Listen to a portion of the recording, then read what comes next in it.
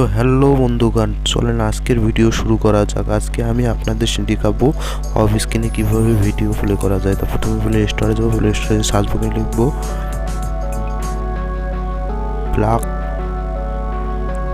Screen video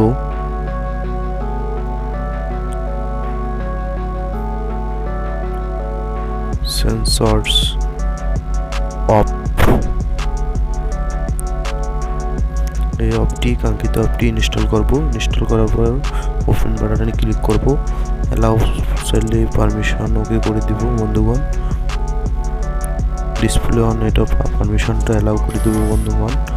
দেওয়ার পরে add আসলে অ্যাড করে দেবো, এটা পারমিশনটা দিয়ে দেবো। তারপর এরপর দেখতে পাচ্ছেন বন্ধুগণ আমার ডিসপ্লের মধ্যে একটা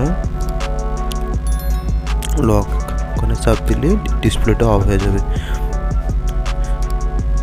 তো আমি ইউটিউবে যাব, ইউটিউবে একটা ভিডিও প্লে করতেছি বন্ধুগণ। তারপর দেখবেন যে যেখানে ছোট লক চিহ্নটা দেখতেছেন ওখানে চাপ দিলে আমার স্ক্রিনটা অফ হওয়া যাওয়ার পরেও ভিডিও চলবে কিন্তু বন্ধুগণ। তো আমি একটা ভিডিও প্লে করতেছি, তো দেখেন এখন আমি লক স্ক্রিনে ক্লিক করব, আমার স্ক্রিন অফ হয়ে গেল, তারপরেও কিন্তু আমার ভিডিওটা চলতেছে। আবার আনলক করে দেবো, তাও চলবে। Thank you for the watching. আমার চ্যানেলটি অবশ্যই সাবস্ক্রাইব করবেন।